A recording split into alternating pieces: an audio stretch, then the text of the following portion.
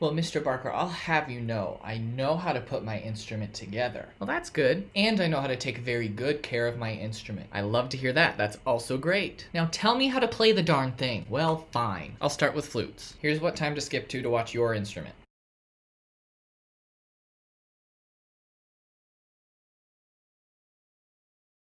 Now before I teach you how to hold the instrument, let's figure out how to make a sound. And for that, you'll just need this part. So go ahead and cover the end with your hand. You're gonna take this hole and you're gonna line it up with your mouth, like this. So I can be talking out of the instrument. Once you do that, you're gonna roll it down so that the edge of your lip ends up lining up with the edge of this hole.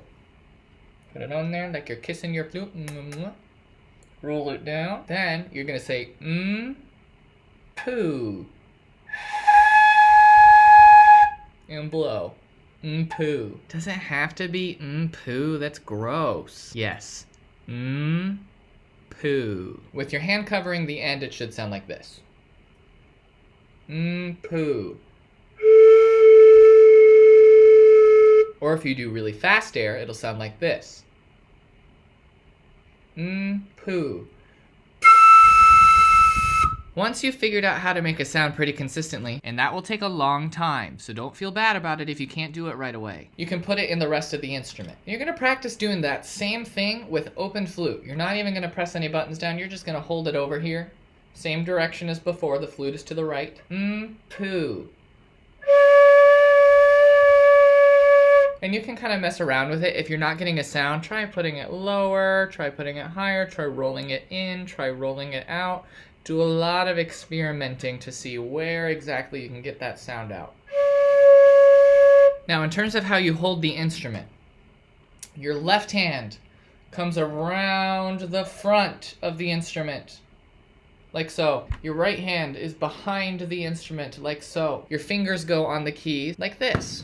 Skip one, skip one, 2, 3, the last 3, and the pinkies float over the top. And then your thumb is gonna rest on this bigger one right here. I have skip 1, skip 1, 2, 3, 1, 2, 3. My pinkies are floating, my thumb is resting on the big key right here, and I'm just gonna leave them open. I can start experimenting with putting buttons down. Starting with my thumb. You want to put your thumb down first.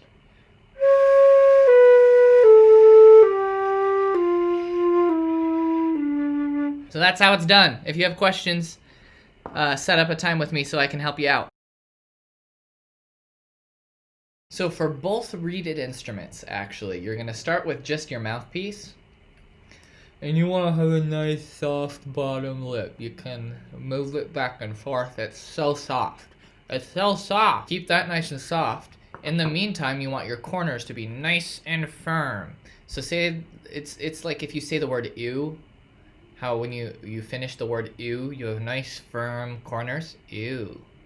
Ew. Ew. So you have nice firm corners, put a nice soft bottom lip. You're gonna set your reed side down on your bottom lip. Bring those corners in around the mouthpiece. And then you're gonna place your teeth on top right here. I'm gonna seal your lips around the mouthpiece. When you blow, there's 2 different ways to do it. The wrong way would be to puff your cheeks out like you're blowing out the candles on a birthday cake. You don't want to do that. So imagine that your mouthpiece is a straw. You're imagining your mouthpiece is a straw and you have it in a glass of milk and you're blowing bubbles. You're blowing bubbles in the milk. You do not want your cheeks to puff out. If you do, it'll look like this. And that is bad because you look silly and it makes you sound bad later. Practice in a mirror to make sure your cheeks aren't puffing when you play. You keep your bottom lip nice and soft, corners nice and firm, top teeth on the mouthpiece, and you blow through the straw like you're blowing bubbles in your milk. Run around your house, annoy your parents, annoy your siblings with your new cool sound that you can make. Now, what happens when we put that into the instrument? This is where we split between clarinet and saxophone. So saxophones, go ahead and jump to here. So now we have the instrument put together, but it's only the top half.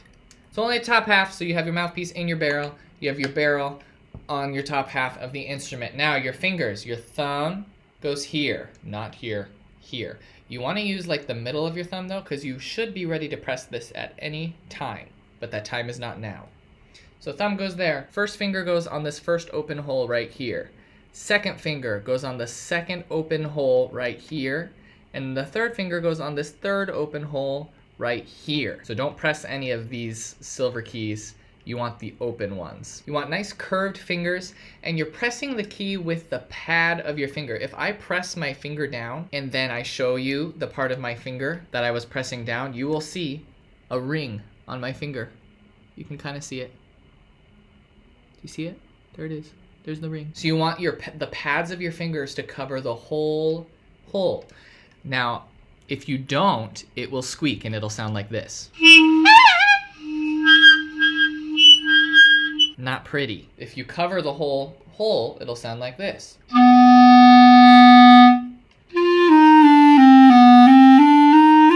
So you can experiment with which fingers you want to put down. You should always put your thumb down first and then each finger in a row, and see how well you can make those sounds without squeaking. If you are squeaking, it's because you're not covering the holes with your fingers all the way. Like you might see a little bit of black. You don't want to see any black. It should just be covered. Or your bottom lip isn't nice and soft. Like I asked you to. I asked you for a nice soft bottom lip. So that's what you got to do. Soft bottom lip, firm corners, teeth on top of the mouthpiece, but not biting. Fingers on the holes. Cover them completely and blow through like you're blowing through a straw. And then for now, since we're only using the top half of our instrument until I say so, you can just take your right hand, the hand that you aren't using, this is your left hand.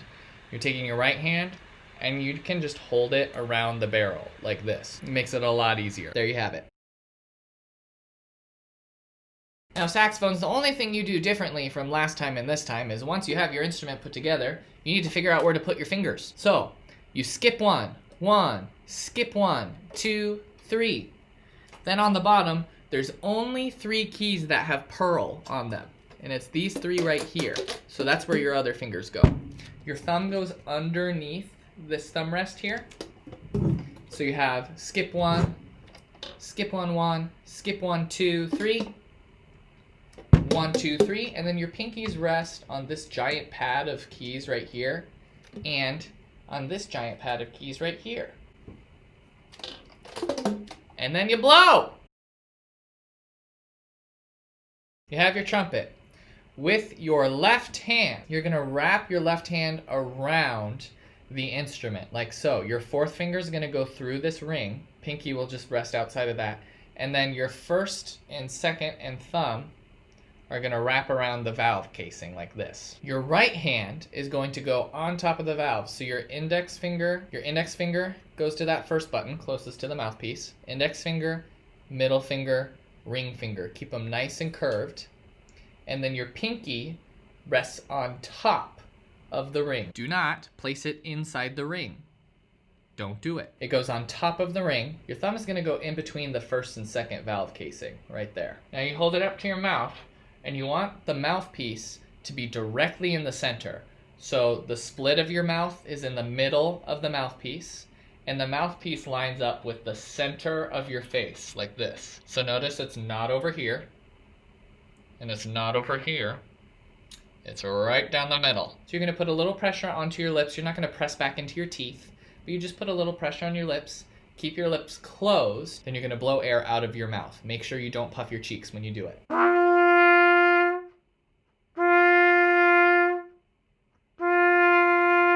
You should notice that your lips automatically start vibrating. You don't try to make them vibrate, it should just happen. If I do it without the mouthpiece and just show you what's happening, it looks like this.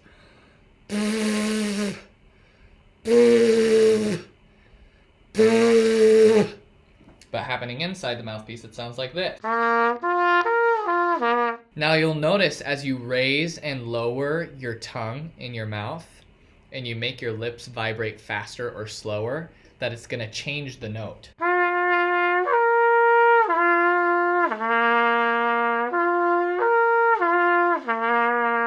And that's it. Have fun experimenting, trying stuff out. Let me know if you have questions. Okay, trombone, so you've assembled your instrument. Remember how I had you rest it on your shoulder before? You're going to do that same exact thing. But this time you're going to make it so that you see right here, it makes a letter V. You want it to make a letter V. So I'm going to rest it so that I see that letter V right up in front of my face. And the mouthpiece is going to go right here. Now the way that I hold the instrument, I'm going to take my left hand and I'm going to make a finger gun. And I'm going to put my thumb up against this bar that connects the bell to the rest of the instrument. I'm going to put my thumb underneath that bar. And then I'm going to take my pointer finger from my finger gun and set it right on top of the mouthpiece right here. So my thumb wraps around here. My finger is on top of the mouthpiece here. These fingers right here are just going to wrap around this bar that connects the mouthpiece to the rest of the instrument right here. They're just going to wrap around. So once again, finger gun, wrap the thumb around, first finger comes on top, wrap these fingers around. With your right hand, you're going to pretend you have some zesty Italian spices, like you're sprinkling them all over a pizza. You want that kind of hand, right?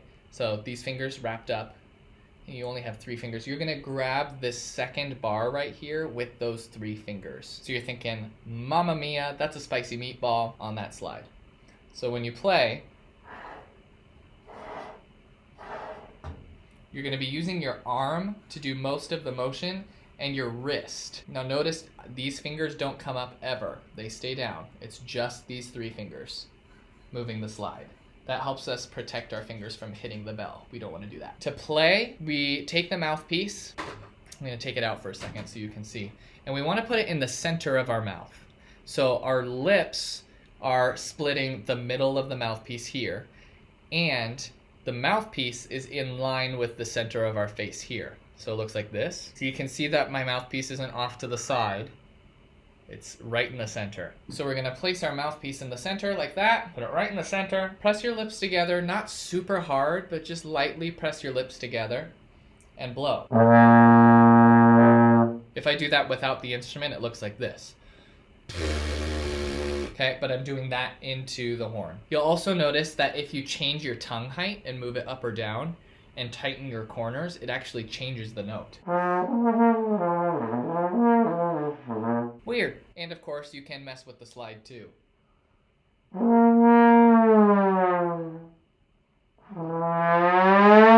That's always fun. If you have more questions or that wasn't clear enough, make sure you set up an appointment with me using the Mr. Barker I Need Help button. I'd be happy to help you.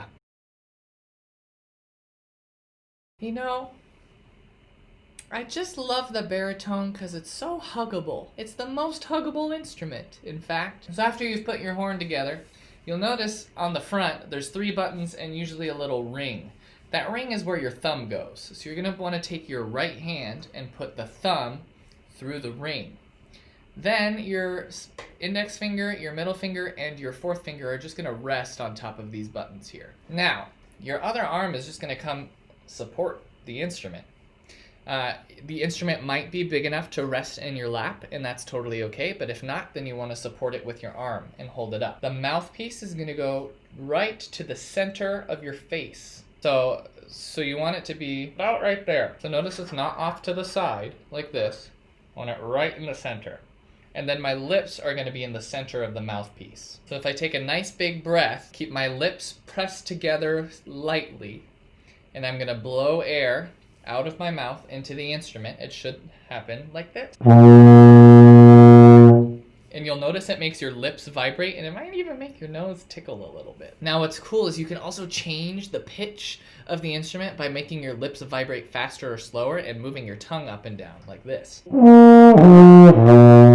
So I don't have to press keys down to change the note, which is pretty cool. Anyway, if you have more questions as you're trying to figure it out, go hit the I Need Help Mr. Barker button and set up an appointment with me so I can help you out. Good luck! Happy practicing! So for percussion, it's all about how we hold this thing. So when holding a stick, you want to grab about in between like a third and a fourth of the way up the stick. That's where you want your thumb to be. And you're going to create a fulcrum between your thumb and your first finger, like this. With all three of these fingers letting go, I can bounce the stick up and down, and it's not going to move side to side. It's going to stay up and down and bounce freely. Then I'm going to take these other three fingers and just place them below my first finger. So I have my first finger and my thumb, then place the other three down, and I'm going to use those three to push the stick. And that's going to help me to play. If I have a drum right here, I'm going to use these fingers to push the stick into the drum. But as soon as the stick hits the drum, I'm going to let the stick bounce back up.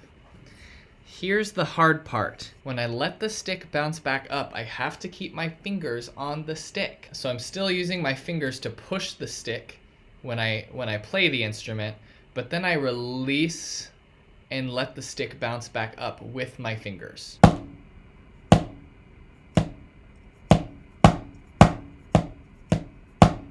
Notice I'm pushing the stick with my fingers, and then as soon as it rebounds, I let the stick move freely in this space that I've created between my fingers and my palm.